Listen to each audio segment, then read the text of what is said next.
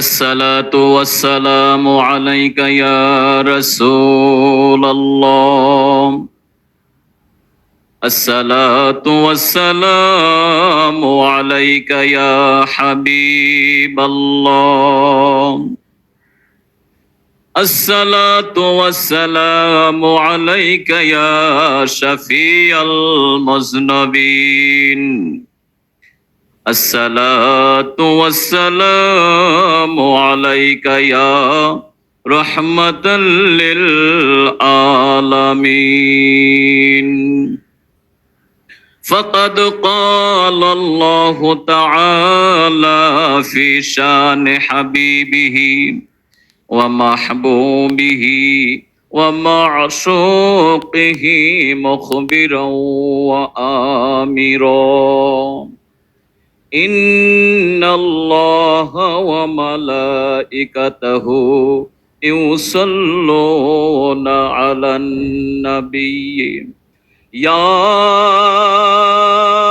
أيها الذين آمنوا صلوا عليه وسلموا تسليما. يا اللهم صل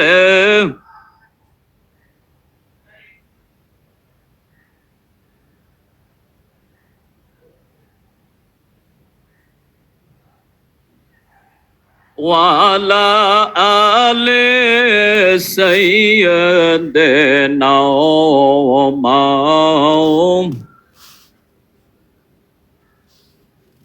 মানব দানব পশু পাখি লক্ষ লক্ষ মাখলুকাত আল্লাহর জিকির নবীজির দরুদ পরে সবাই দিবস রাত। আল্লাহুম্মা সাল্লি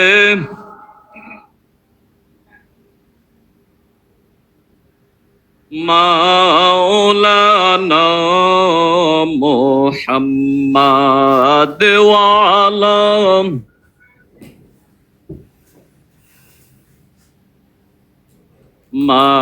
মাওলানা। ওরে যাও রে বাংলার হাওয়া, ওরে যা রে মদিনায়, এই গোলামদের সালাম দিও নবীজির ওই পাক রওজায়। আল্লাহুম্মা সাল্লি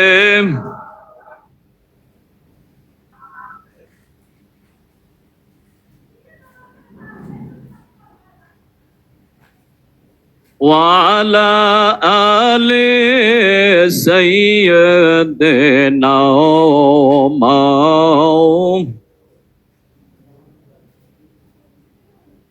اللهم صل وسلم وبارك عليه। মহান রব্বুল আলামিনের দরবারে লাখো শুকরিয়া, যিনি দয়া করে আজকে সাপ্তাহিক আশিক রাসূল সাল্লাল্লাহু আলাইহি ওয়াসাল্লামের মাহফিল বাবে রহমত দেওয়ানবাগ শরীফে আমাদেরকে হাজির হওয়ার সুযোগ করে দিয়েছেন। শুকরিয়াতান বলি আলহামদুলিল্লাহ। দুরুদ ও সালাম নিবেদন করছি রাহমাতাল লিল আলামিনের প্রতি, যার উসিলায় আল্লাহ পাক সাত তবক আসমান জমিন সহ সমগ্র বিশ্ব ভুবন সৃষ্টি করেছেন। আমাদের মহান মুর্শিদ, মহান সংস্কারক মুহাম্মদ ইসলামের পুনর্জীবন দানকারী, যুগের ইমাম, আম্বিয়ায়ে কেরামের ধর্মের দায়িত্ব বেলায়েত লাভকারী, আল্লাহর দেওয়া পুরস্কার পূর্ণিমার চাঁদে বাবা দেওয়ানবাগীর জীবন্ত প্রতিচ্ছবি সুফি সম্রাট হযরত শাহ দেওয়ানবাগী রহমাতুল্লাহি আলাইহি এর প্রতি এবং তার সুযোগ উত্তরসূরি নূরে মুহাম্মদের অধিকারী, মোহাম্মদ ইসলামের নেতৃত্ব প্রদানকারী মহামানব, আল্লাহর মহান বন্ধুর প্রতি সম্মান শ্রদ্ধা সালাম নিবেদন করে আজকের এই পবিত্র আজকে সংক্ষিপ্ত আলোচনা শুরু করছি। ওয়ামা তৌফিকি ইল্লা বিল্লাহ। সম্মানিত হাজিরিন, আজকের আলোচ্য বিষয় রাসূল সাল্লাল্লাহু আলাইহি ওয়াসাল্লামের উপর দুরুদ ও সালাম পাঠের ফজিলত। সম্মানিত হাজিরিন, মহান রব্বুল আলামিন তার প্রিয় হাবিব হযরত মুহাম্মদুর রাসূলুল্লাহ সাল্লাল্লাহু আলাইহি ওয়াসাল্লামের প্রতি তিনি নিজে দুরূদ শরীফ পাঠ করেন, বলি সুবহানাল্লাহ। মহান আল্লাহ তাআলা বলেন, ইন্নাল্লাহা ওয়া মালাইকাতাহু ইউসাল্লুনা আলান নাবিয়্যি, নিশ্চয়ই আমি আমার ফেরেশতা মণ্ডলীদেরকে নিয়ে আমার হাবিবের উপর দুরূদ পাঠ করি। সম্মানিত হাজিরিন, মহান রব্বুল আলামিন দুরূদ পাঠ করেছিলেন অতীতে, কিন্তু যখন বাক্যের শুরুতে ইন্না শব্দ ব্যবহার হয়েছে তখন আর অতীত থাকে না, বর্তমান নয়, ভবিষ্যৎকালও নয়, তখন হয়ে যায় সর্বকাল। মহান রব্বুল আলামিন অতীতেও দুরূদ পড়েছেন, বর্তমানেও পড়তেছেন এবং ভবিষ্যতেও পড়বেন, বলি সুবহানাল্লাহ। সম্মানিত হাজিরিন, তিনি এমন একজন নবীর উপরে দরুদ পড়েন, আদম আলাইহিস সালাম থেকে শুরু করে আখিরি নবী পর্যন্ত ১৬ লক্ষ নবী রাসূলদেরকে সৃষ্টি করলেন, নাজিল করলেন, কোন নবীর উপরে আল্লাহ দরুদ পড়েন নাই। কিন্তু তার প্রিয় হাবিব হযরত মুহাম্মদুর রাসূলুল্লাহ সাল্লাল্লাহু আলাইহি ওয়াসাল্লামের শানে তিনি নিজে দুরূদ পড়েন। শুধু নিজেই পড়েন না, সঙ্গে কে আছে? ফেরেশতা মণ্ডলী। সম্মানিত হাজিরিন, মহান রব্বুল আলামিন বলেন, লাউলা কালামা খালাকতুল আফলাক, আমার এই বন্ধু, আমার এই হাবিবকে যদি সৃষ্টি না করতাম, তিনি যদি দয়া করে সৃজিত না হতেন, তাহলে আমি কিছুই সৃষ্টি করতাম না। আসমান, জমিন, লৌহ কলম, জিন, ইনসান, সাতবক আসমান জমিন আল্লাহ কিছুই বানাইতেন না, শুধুমাত্র তার প্রিয় হাবিব হযরত মুহাম্মদুর রাসূলুল্লাহ সাল্লাল্লাহু আলাইহি ওয়াসাল্লামের উসিলায় তিনি সকল কিছু সৃষ্টি করেছেন, বলি সুবহানাল্লাহ। সম্মানিত ভাইরা, মহান রব্বুল আলামিন বলেন, খলাকতু মুহাম্মাদাম মিন নূরি ওয়াজহি, আমার বন্ধুকে, আমার হাবিবকে আমার চেহারা মোবারকের নূর দিয়ে, জাতি নূর দিয়ে, একেবারে উজ্জ্বল জলমল জাতি নূর দিয়ে আমার হাবিবকে সৃষ্টি করেছি, বলি সুবহানাল্লাহ। আল্লাহ পাক এই নবীর উপরে কি করেন? দুরূদ শরীফ পাঠ করেন। আল্লাহ পাক বলেন, ইয়া আইয়ুহাল্লাযীনা আমানু, হে ঈমানদারগণ, সাল্লু আলাইহি, তোমরাও আমার নবীর প্রতি দুরূদ পাঠ করো। আমরা কম দেন, আমরা বেশি হয়ে গেছে। সম্মানিত হাজিরিন, আল্লাহ পাক বলেন, হে মুমিনগণ, ঈমানদারগণ, তোমরা আমার হাবিবের উপরে দুরূদ পাঠ করো এবং তাকে শ্রদ্ধার সাথে সালাম নিবেদন করো। আমরা জানি আল্লাহ পাকের হুকুম মানা বান্দার জন্য কি বলুন তো? ফরজ। তাহলে রাসূলের শানে দুরূদ পাঠ করা এবং তাকে সালাম দেওয়া আল্লাহর বিধান অনুযায়ী ফরজ, ঠিক কিনা বলুন? নামাজ যেমনি ভাবে ফরজ, তেমনি ভাবে রাসূলের শানে দুরূদ ও সালাম পাঠ করাও তেমনি ফরজ। সম্মানিত হাজিরিন, এই দুরূদ পাঠ কে করেছেন? স্বয়ং আল্লাহ, সঙ্গে কে? ফেরেশতা মণ্ডলী। শুধু কি আল্লাহ এবং ফেরেশতা? না, সমস্ত নবী রাসূল, সমস্ত নবী রাসূলগণ, আখিরি নবী হযরত মুহাম্মদুর রাসূলুল্লাহ সাল্লাল্লাহু আলাইহি ওয়াসাল্লামকে ভালোবেসে মহব্বত করে দুরুদ ও সালাম মিলাদ পাঠ করেছেন। বলি সুবহানাল্লাহ। সম্মানিত হাজিরিন, আমরা জানি প্রথম নবী হযরত আদম আলাইহিস সালাম। কি নাম বলুন তো? আদম আলাইহিস সালাম। আল্লাহ পাক তাকে সৃষ্টি করলেন, তার ভিতরে রূহ ফুঁকে দিলেন, তাকে জান্নাতের মধ্যে রাখলেন, জান্নাতের মধ্যে বললেন তুমি বসবাস করো, তুমি জান্নাতের ফলমূল খাও, সাবধান গন্ধম খেও না, এই গাছের নিকট যেও না। আদম আলাইহিস সালাম গন্ধম ফল ভক্ষণ করলেন, আল্লাহ পাক তাকে জান্নাত থেকে বিতাড়িত করলেন, বের করে দিলেন। একটা ভুলের কারণে হযরত আদম আলাইহিস সালাম আল্লাহর কাছে দোয়া করতে লাগলেন, রব্বানা যালামনা আনফুসানা ওয়া ইল্লাম তাগফির লানা ওয়া তারহামনা লানাকুনান্না মিনাল খাসিরিন। হে আল্লাহ, আমি তো জুলুম করেছি, আমার নফসের উপরে জুলুম করেছি, অন্যায় করেছি, আল্লাহ তুমি ক্ষমা করে দাও। হযরত ওমর রাদিয়াল্লাহু তাআলা আনহু হাদিস খানা বর্ণনা করেন, আদম আলাইহিস সালাম এইভাবে আল্লাহর কাছে দরখাস্ত করতে লাগলেন, ক্ষমা চাইতে লাগলেন। ক্ষমা চাইতে চাইতে চাইতে 340 বছর, মতান্তরে 60, মতান্তরে 390 বছর আল্লাহর কাছে দোয়া করলেন, দরখাস্ত করলেন, ক্ষমা চাইলেন। অবশেষে আদম আলাইহিস সালাম বললেন, হে আল্লাহ, আপনার পাশে যে মুহাম্মাদুর রাসূলুল্লাহ সাল্লাল্লাহু আলাইহি ওয়াসাল্লাম রয়েছে, তার উসিলায় আমাকে ক্ষমা করে দাও। সম্মানিত হাজিরিন, যখন আল্লাহর হাবিব সাল্লাল্লাহু আলাইহি ওয়াসাল্লামের উসিলা ধরে আল্লাহর কাছে ক্ষমা প্রার্থনা করলেন, আল্লাহ পাক সঙ্গে সঙ্গে ক্ষমা করে দিলেন। বলি সুবহানাল্লাহ।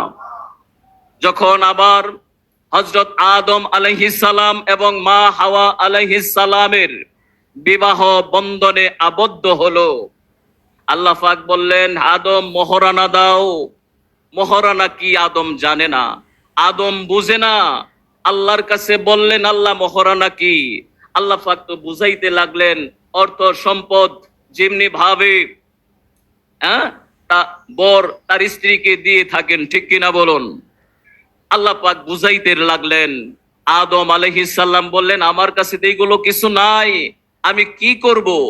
আল্লাহ পাক নিজেই বলে দিলেন, আখিরি নবী হযরত মুহাম্মাদুর রাসূলুল্লাহ সাল্লাল্লাহু আলাইহি ওয়াসাল্লামের শানে তুমি দুরূদ শরীফ পাঠ করো। 10 বার দুরূদ শরীফ পাঠ করবে, মোহরানা আদায় হয়ে যাবে। বলি সুবহানাল্লাহ। আদম আলাইহিস সালাম আল্লাহ পাকের নির্দেশে দুরূদ শরীফ পাঠ করে হাওয়া আলাইহিস সালামের মোহরানা দিলেন। সম্মানিত ভাইরা, তাহলে এই দুরুদ ও সালাম, দুরুদের ফজিলত বরকত আছে না? হুকুম কার? আল্লাহর হুকুম মানা কি? আল্লাহর হাবিব সাল্লাল্লাহু আলাইহি ওয়াসাল্লাম বলেন, মান সাল্লা আলাইয়া ওয়াহিদাতান সাল্লাল্লাহু আলাইহি আশারা। যে ব্যক্তি একবার দুরূদ শরীফ পাঠ করবে, রাসূলের প্রতি একবার দুরূদ শরীফ পাঠ করবে, আল্লাহ রাব্বুল আলামিন তার উপরে 10টা রহমত নাজিল করবেন। বলি সুবহানাল্লাহ। আল্লাহর হাবিব সাল্লাল্লাহু আলাইহি ওয়াসাল্লাম আরো ফরমান, মান সাল্লা আলাইয়া সালাতা ওয়াহিদাতান সাল্লাল্লাহু আলাইহি আশরা সালাওয়াতিন ওয়া হুত্তাত আনহু আশরু খতিয়াতিন ওয়া রুফিয়াত লাহু আশরু দারাজাত। আল্লাহর রাসূল বলেন, যে ব্যক্তি আমার প্রতি একবার দুরূদ শরীফ পাঠ করবে, আল্লাহ পাক তাকে 10টা রহমত নাজিল করবেন, 10টা গুনাহ মাফ করে দেবেন। 10টা সম্মান মর্যাদা আল্লাহ পাক বৃদ্ধি করে দিবেন, বলি সুবহানাল্লাহ। সম্মানিত হাজিরিন, তাফসিরে মাজহারিতে, তাফসির ইবনে কাসিরে 732 পৃষ্ঠার মধ্যে আরো আসছে, আল্লাহর হাবিব সাল্লাল্লাহু আলাইহি ওয়াসাল্লাম ফরমান, আউলান নাসি বি ইয়াউমাল কিয়ামাতি আকসারুহুম আলাইয়া সালাহ। যে ব্যক্তি অধিক পরিমাণে, বেশি পরিমাণে আমার শানে, আমার প্রতি দুরূদ পাঠ করবে, কিয়ামতের দিবসে সে আমার অধিক নিকটে থাকবে, বলি সুবহানাল্লাহ। আমরা কি রাসূলের সাথে থাকতে চাই না? রাসূল ছাড়া কোনো উপায় আছে? মুক্তি আছে? শাফায়াত কে করবেন? আল্লাহর হাবিব সাল্লাল্লাহু আলাইহি ওয়াসাল্লাম। সম্মানিত হাজিরিন, এই জন্য আল্লাহ এবং তার হাবিব বারংবার দুরূদ শরীফ পাঠের নির্দেশনা দিয়েছেন। হযরতে ওমর রাদিয়াল্লাহু তাআলা আনহু থেকে বর্ণিত তাফসিরে মাজহারি 7ম খণ্ডের মধ্যে হাদিস খানা আসছে, হযরতে ওমর রাদিয়াল্লাহু তাআলা আনহু থেকে বর্ণিত, ইন্নাদ দুআ মাওকুফু বাইনাস সামাওয়াতি ওয়াল আরদি লা ইয়াসআদু মিনহু শাইউ হাত্তা ইউসাল্লি তুসাল্লি আলা নাবিয়্যিকা সাল্লাল্লাহু আলাইহি ওয়াসাল্লাম। হযরত ওমর রাদিয়াল্লাহু তাআলা আনহু বর্ণনা করেন, তোমরা যে ইবাদত করো, দোয়া করো, এই ইবাদত দোয়া আসমান এবং জমিনের মধ্যে ঝুলন্ত অবস্থায় থাকে, আল্লাহর কাছে যায় না, পৌঁছায় না, যতক্ষণ পর্যন্ত দুরূদ শরীফ পাঠ না করো। যেই ইবাদতের মধ্যে দুরূদ নাই, যেই দোয়ার মধ্যে রাসূলের শানে দুরূদ নাই, রাসূলের উসিলা নাই, রাসূলের মহব্বত নাই, ভালোবাসা নাই, ওই ইবাদত দোয়া আসমান এবং জমিনে ঝুলন্ত থাকে। এই জন্য আমাদের মহান মুর্শিদ সুফি সম্রাট শাহ দেওয়ানবাগী দয়াল বাবা কেবলাজান শিক্ষা দিলেন, যখনই দোয়া করবে রাসূলের শানে, রাসূলের নামে আগে দোয়া করবে, তার প্রতি সওয়াব রেসানি করবে, তার আওলাদ বর্গের প্রতি সওয়াব রেসানি করবে, ঠিক কিনা বলুন? এবং আরো শিক্ষা দেন, রাসূলের প্রতি তোমরা বেশি বেশি দুরূদ ও সালাম পেশ করো। সম্মানিত হাজিরিন, আল্লাহর হাবিব সাল্লাল্লাহু আলাইহি ওয়াসাল্লাম একবার মসজিদে নববীর বারান্দার মধ্যে বসে আছেন। মাকামে নবুয়ত 152 পৃষ্ঠার মধ্যে উল্লেখ রয়েছে, আল্লাহর হাবিব সাল্লাল্লাহু আলাইহি ওয়াসাল্লাম মসজিদে নববীর বারান্দার মধ্যে বসে আছেন। আল্লাহর হাবিব লক্ষ্য করলেন এক ঝাঁক মৌমাছি রাসূলের সামন দিয়ে যাচ্ছে। আল্লাহর হাবিব সাল্লাল্লাহু আলাইহি সাল্লাম মৌমাছিকে লক্ষ্য করে ডাক দিলেন, হে মৌমাছি, থামো, আমার সামনে আসো। বলুন তো, রাসূল ডাক দিয়েছে, মৌমাছিকে থামবে না, চলে যাবে? আমরা যদি ডাক দেই, চেয়ারম্যান সাহেব যদি ডাক দেয়, যদিও ডাকে শুনে কি করবে বলুন তো? কামড়িয়ে দিবে, ঠিক কিনা বলুন? সম্মানিত হাজিরিন, আল্লাহর হাবিব সাল্লাল্লাহু আলাইহি ওয়াসাল্লাম ডাক দিলেন মৌমাছিকে, হে মৌমাছি, থামো, আমার সামনে চলে আসো। সমস্ত মৌমাছিগুলো থমকে দাঁড়িয়ে গেলেন। আল্লাহর হাবিব সাল্লাল্লাহু আলাইহি ওয়াসাল্লামের সামনে চলে আসলেন। ইয়া রাসূলুল্লাহ, ইয়া হাবিবাল্লাহ, কি জন্য ডাকলেন? আল্লাহর হাবিব সাল্লাল্লাহু আলাইহি সাল্লাম বললেন, হে মৌমাছি, তোমরা তো বিভিন্ন ফুল থেকে তিতাযুক্ত রস সংগ্রহ করো। ফুলের ভিতরে যে রস থাকে এটা কিন্তু জন্মগত মিষ্টি না, তিতাযুক্ত, ঠিক কিনা বলুন? ফুলের ভিতরে রস মিষ্টি নয়। আল্লাহর রাসূল বললেন, হে মৌমাছি, তোমরা তো বিভিন্ন ফুল থেকে রস সংগ্রহ করো, তিতাযুক্ত রস, এই রসগুলো এত মিষ্টি কেন? এগুলোর নাম মধু কেন? মৌমাছি জবাব দিচ্ছে, ইয়া রাসূলুল্লাহ, আপনি তো ভালো জানেন, তারপরেও কেন জিজ্ঞাসা করতেছেন? বলুন তো, রাসূল জানে না কোথায় কি হয়, কি ঘটে? আল্লাহর রসুল কি জানে না? আল্লাহর রসুলের দৃষ্টির বাইরে কিছু আছে? আল্লাহর দৃষ্টির বাইরেও যেমন কিছু নাই, তার হাবিবের দৃষ্টির বাহিরেও কিছু নাই। মৌমাছি বলতেছে, ইয়া রাসূলুল্লাহ, আপনি তো ভালো জানেন, তারপরেও কেন জিজ্ঞাসা করলেন? ইয়া রাসূলুল্লাহ, বলছি, আমরা যখন বিভিন্ন ফুল থেকে তিতাযুক্ত রস সংগ্রহ করি এবং আপনার নামে 3 বার দুরূদ শরীফ পাঠ করি, আপনার নামে কি করি? 3 বার দুরূদ শরীফ পাঠ করি। এই দুরুদের বরকতে আল্লাহ রাব্বুল আলামিন তিতাযুক্ত রসগুলো মিষ্টি করে দেয়।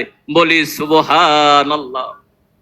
একটা মৌমাছি যদি তিতাযুক্ত রস দুরূদ শরীফ পড়ে মিষ্টি করতে পারে, আর আমরা হলাম আশরাফুল রাসূলের আদরের উম্মত, আমরা যদি পড়ি, হযরত মাওলানা রুমি রহমাতুল্লাহি আলাইহি তার বিখ্যাত গ্রন্থ মসনবী শরীফের মধ্যে সুন্দরভাবে উল্লেখ করেছেন, হরকে বাসাত আমিলি সাল্লুমুদাম আতশে দোজক সদবর ওয়াই হারাম।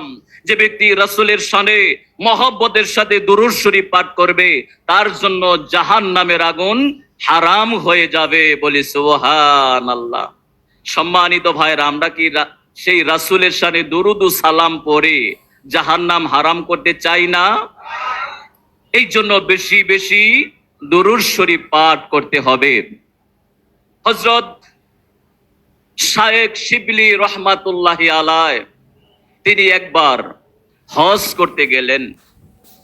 শায়েখ শিবলি বিখ্যাত আল্লাহর একজন ওলি, তিনি হজ করতে গিয়ে লক্ষ্য করলেন একজন যুবক বাইতুল্লাহ শরীফ তাওয়াফ করতেছে, বিভিন্ন কিছু হজ্জের কার্যক্রম সম্পাদন করতেছে, নির্দিষ্ট দোয়া না পড়ে সকল ক্ষেত্রে দুরূদ শরীফ পাঠ করতেছে।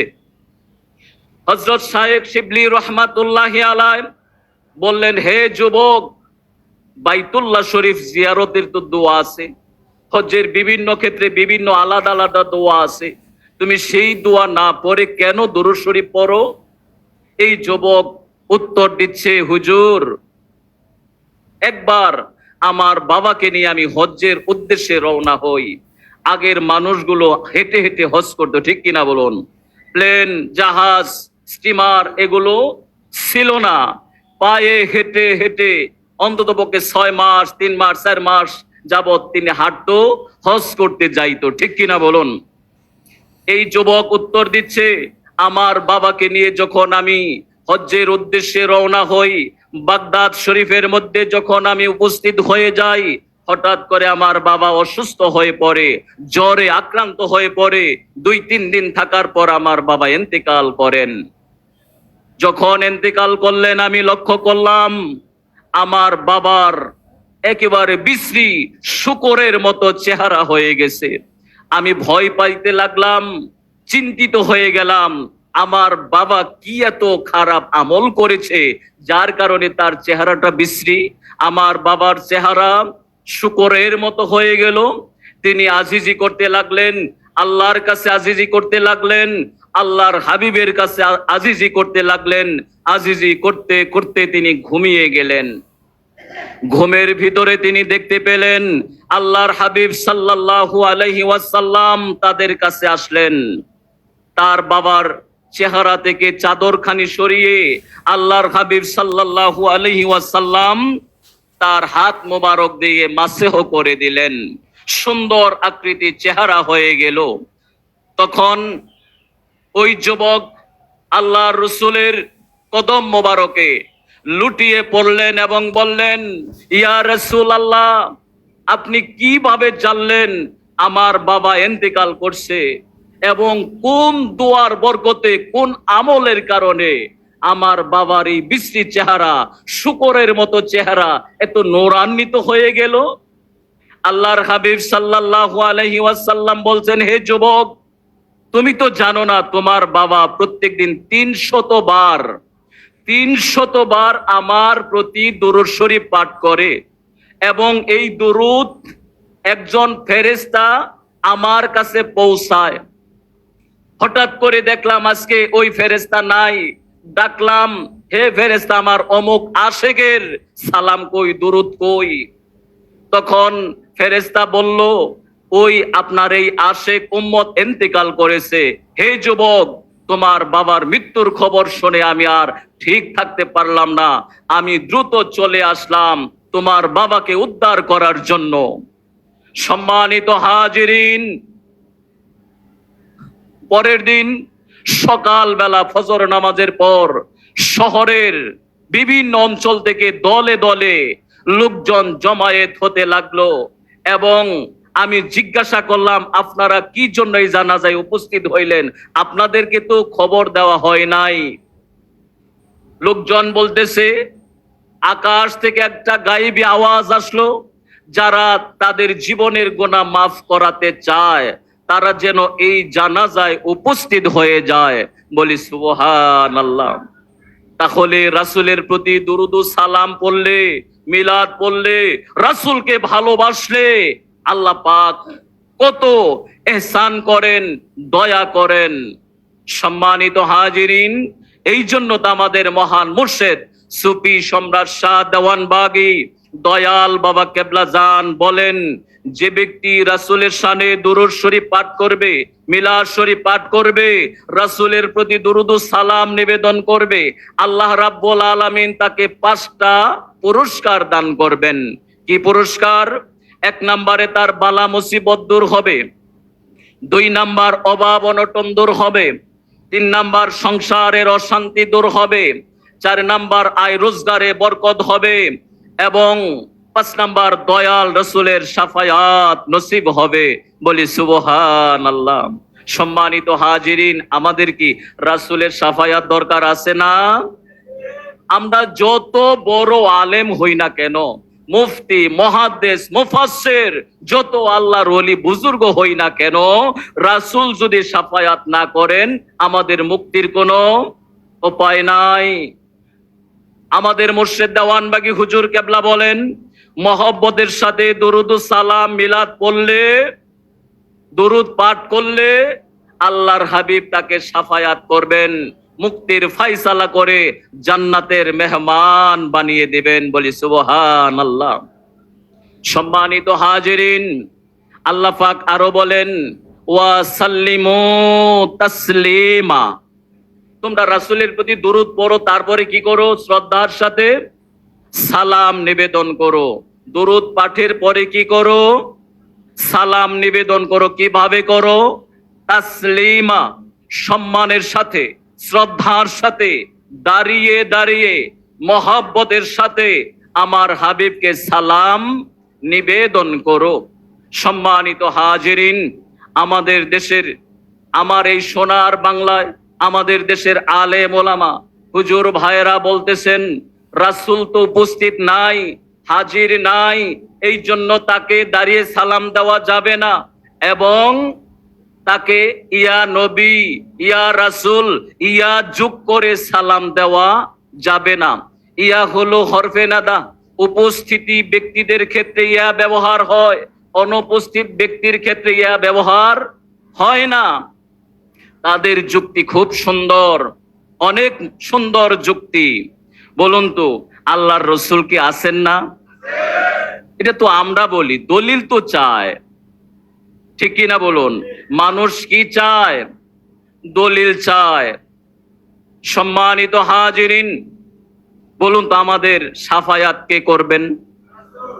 আল্লাহর হাবিব সাল্লাল্লাহু আলাইহি ওয়াসাল্লাম শাফায়াত করবেন এবং তিনি হবেন সাক্ষী দাতা। তিনি কি হবেন?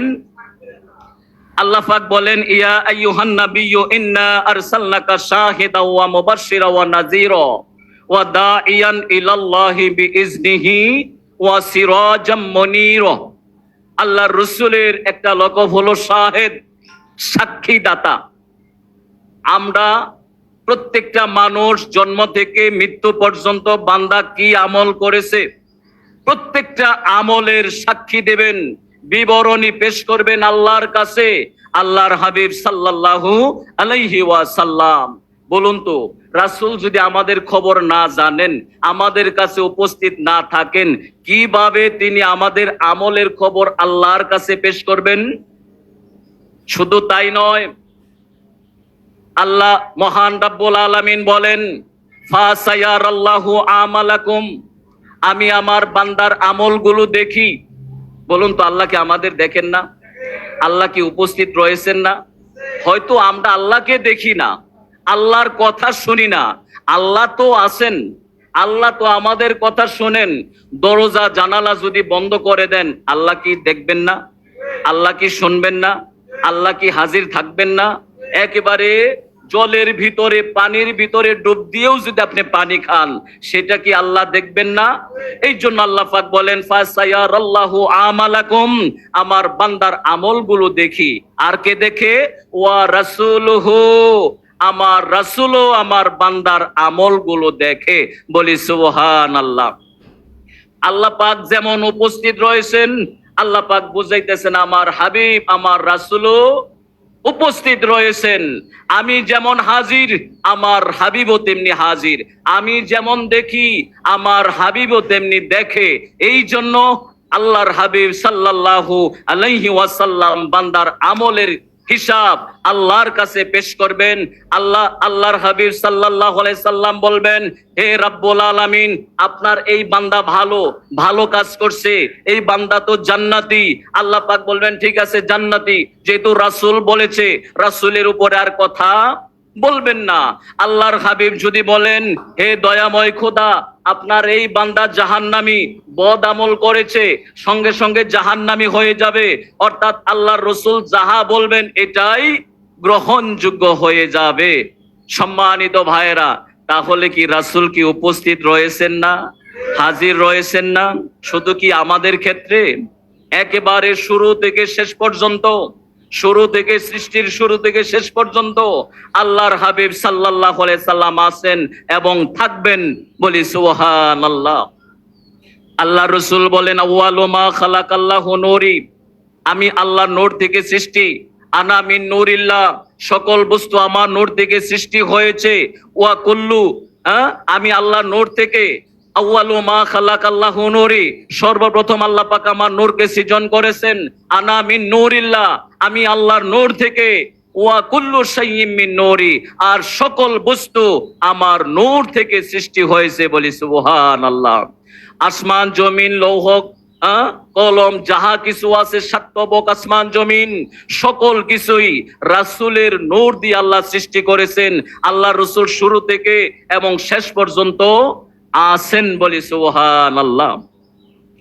আল্লাহ রাব্বুল আলামিন বলেন, আলাম তারা, হে রাসূল আপনি কি দেখেন নাই? কাইফা ফাআলা রাব্বুকা বিআসহাবিল ফিল, আপনার রব হস্তি বাহিনীর সাথে কিরূপ আচরণ করেছিল। আল্লাহ রসুলকে স্মরণ করিয়ে বলতেছেন, আপনি কি দেখেন নাই? আপনি তো দেখছেন। বলুন তো, হস্তি বাহিনী যখন আব্রাহা বাদশাহ যখন মক্কার ঘর বাইতুল্লাহ শরীফ ধ্বংস করার জন্য আসছিল, তখন কি আল্লাহ রসুল জাহিরিতে আছে? জাহিরিতে ছিলেন না। তার 2.5 মাস 3 মাস পরে আল্লাহ রসুল জগতের বুকে তাশরিফ নিলেন। আল্লাহ রসুল বলেন, ইয়া রাসূলুল্লাহ আপনি দেখেন নাই? দেখেছেন, আপনি ওই ঘটনা দেখেছেন, আপনি ছিলেন। বলি সুবহানাল্লাহ। হযরত জাবের রাদিয়াল্লাহু তাআলা আনহু আল্লাহ রসুলের খেদমতে আরজ করলেন, ইয়া রাসূলুল্লাহ জানতে চাই আল্লাহ পাক কোন সময় থেকে আপনাকে নবুয়তি দান করেছেন। আল্লাহ রসুল বলেন, কুনতু নাবিয়্যান ওয়া আদামু বাইনাল মাই ওয়াত তিন। হে জাবের শোনো, যখন বাবা আদম আলাইহিস সালামকে সৃষ্টি করেছে আল্লাহ পানি দিয়ে, মাটি দিয়ে, যখন আল্লাহ মাটিও সৃষ্টি করে নাই, পানিও সৃষ্টি করে নাই, তখনও আমি নবী ছিলাম। আল্লাহ পাক তখনও আমাকে নবুয়তি দান করেছিলেন। বলি সুবহানাল্লাহ। আল্লাহ রসুল ছিলেন না কখন? সৃষ্টির শুরু থেকে শেষ পর্যন্ত আল্লাহর হাবিব সাল্লাল্লাহু আলাইহি ওয়াসাল্লাম আছেন এবং থাকবেন। এই জন্য মহান রব্বুল আলামিন বলেন, ওয়াসাল্লিমু ওয়াসাল্লিমু, তোমরা রাসূলকে সালাম প্রদান করো। কিভাবে? তাসলিমা, সম্মানের সাথে সালাম নিবেদন করো। সাবধান যেন বেয়াদবি না হয়। বেয়াদবি কোনটা? সালাম দিতে গিয়ে বেয়াদবি হবে কোনটা? যদি আমরা বসে বসে সালাম দেই, এটা হবে বেয়াদবি, ঠিক কিনা? আল্লাহর শিক্ষা সম্মানের সাথে দাঁড়িয়ে।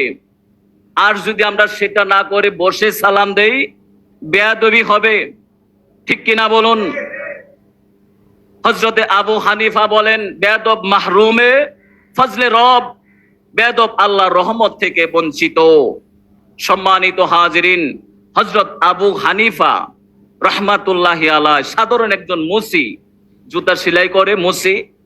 তিনি হাঁটতেছেন, দেখতে পেলেন মুসি রাস্তা দিয়ে আসতেছে। তিনি দাঁড়িয়ে গেলেন, জোর হাত করে দাঁড়িয়ে রইলেন। কে বলুন তো? ইমাম আজম আবু হানিফা, শ্রেষ্ঠ ইমাম, ঠিক কিনা? মুসিকে দেখে সম্মান করলেন, তাজিম করলেন। মুসি চলে গেল। তার ভক্তবিন্দু ছাত্ররা জিজ্ঞেস করলেন, হে ইমামে আজম আবু হানিফা, আপনি একজন শ্রেষ্ঠ ইমাম, শ্রেষ্ঠ ইমাম হওয়া সত্ত্বেও কেন একজন মুসিকে দেখে তাজিম করলেন, সম্মান প্রদর্শন করলেন? হযরতে আবু হানিফা রহমাতুল্লাহি আলাইহি বলেন, এই মুসি আমার একটা মাসালার উস্তাদ। একটা বিষয় আমার জানা ছিল না। বিষয়টা কি? কুকুর কখন বালেগ হয়? এই প্রশ্নটা একজন তার ভক্ত করেছিল আবু হানিফাকে। তিনি উত্তর দিতে পারেন নাই। এই মুসির কাছে আবু হানিফা জিজ্ঞাসা করলেন, উত্তর পেয়ে গেলেন এবং ভক্তকে বললেন, হে ভক্তবিন্দু শোনো, এই একটা মাসালার উস্তাদ হলেন এই মুসি। এই মুসি যদি মনে করে আবু হানিফা বেয়াদব, তাহলে তো আমার জীবন যৌবন আমল আখলাক সব বরবাদ হয়ে যাবে।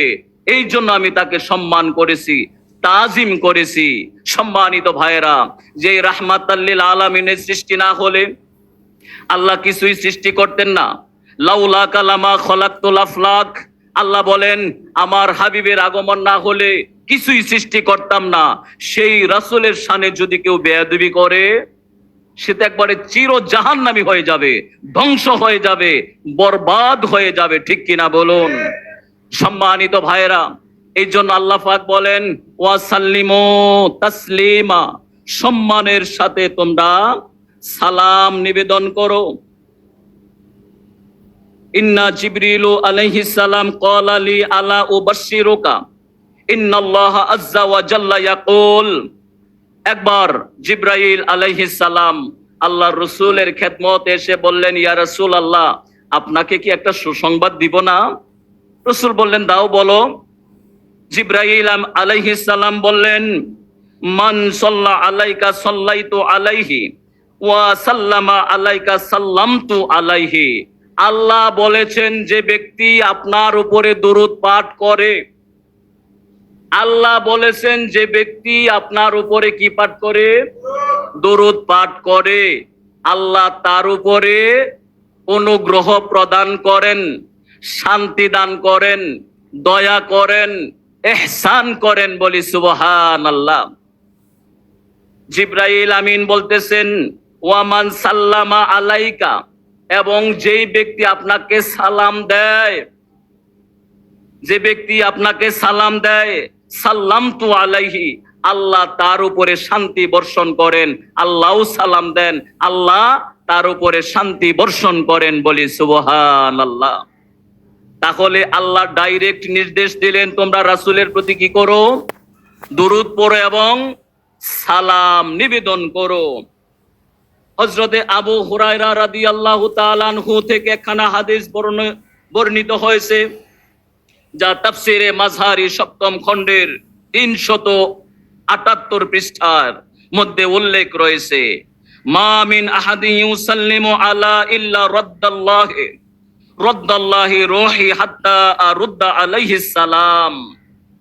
হযরতে আবু হুরায়রা রাদিয়াল্লাহু তাআলা আনহু থেকে বর্ণিত, আল্লাহর হাবিব সাল্লাল্লাহু আলাইহি ওয়াসাল্লাম বলেন, যখন কোন ব্যক্তি আমাকে সালাম দেয়, সঙ্গে সঙ্গে তার সালামের জবাব দিয়ে থাকি। বলি সুবহানাল্লাহ। কেননা আমার রূহ তার দিকে ফিরিয়ে দেওয়া হয়। আমার রূহ ওই ব্যক্তির কাছে সঙ্গে সঙ্গে ফিরিয়ে দেওয়া হয়। রাসূল তো দূরে নয়, রাসূল তো অতি নিকটে। আন-নাবিয়্যু আউলা বিল মুমিনিনা মিন আনফুসিহিম। আল্লাহ পাক বলেন নবী মুমিনদের জানের চাইতে অধিক নিকটে, দূরে নয়। যদিও কিছু মানুষ মন্তব্য করে রাসূল অনেক দূরে মদিনায়, তিনি মদিনার মাটির সাথে মিশে আছে, তিনি হায়াতুন নবী নয়, তিনি আসতে পারে না, ইত্যাদি ইত্যাদি ফতোয়া দিয়ে থাকে। আল্লাহ পাক বলতেছেন মুমিনের কাছে কিন্তু রাসূল অধিক নিকটে। যখনই সালাম দিবে আল্লাহর হাবিব তখনই সালামের জবাব দিয়ে দিবে। বলি সুবহানাল্লাহ। বিখ্যাত হাদিস গ্রন্থ প্রণেতা হযরত আয়াস রাহমাতুল্লাহি আলাইহি তিনি বলেন, যখন তোমরা কোনো মুসলমানদের ঘরে প্রবেশ করো, যদি কোনো মানুষ দেখতে না পাও, রাসূলকে উদ্দেশ্য করে সালাম দাও, আসসালামু আলাইকা আইয়ুহান নাবিয়্যু ওয়া রাহমাতুল্লাহি ওয়া বারাকাতুহু। কেননা আল্লাহর হাবিবের রূহ মোবারক, আল্লাহর রাসূল মানুষের মুসলমানের ঘরে উপস্থিত থাকেন। বলি সুবহানাল্লাহ। হযরত মিশকাত শরীফের মিরকাতের মধ্যে আরেকখানা হাদিস উল্লেখ রয়েছে, যখন তোমরা মসজিদে প্রবেশ করো, মসজিদে প্রবেশের একটা দোয়া আছে না, আল্লাহুম্মা ফতাহলি আবওয়াবা রাহমাতিকা। যখন তোমরা মসজিদে প্রবেশ করো এই দোয়া পড়ো। কিন্তু এই দোয়ার আগে, এই দোয়ারও আগে আল্লাহ রসুলকে লক্ষ্য করে সালাম দাও, আসসালামু আলাইকা আইয়ুহান নাবিয়্যু ওয়া রাহমাতুল্লাহি ওয়া বারাকাতুহু।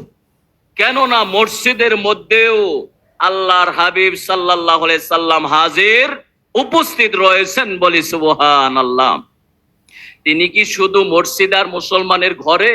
না, তিনি সর্বদাই সর্বত্র বিরাজমান।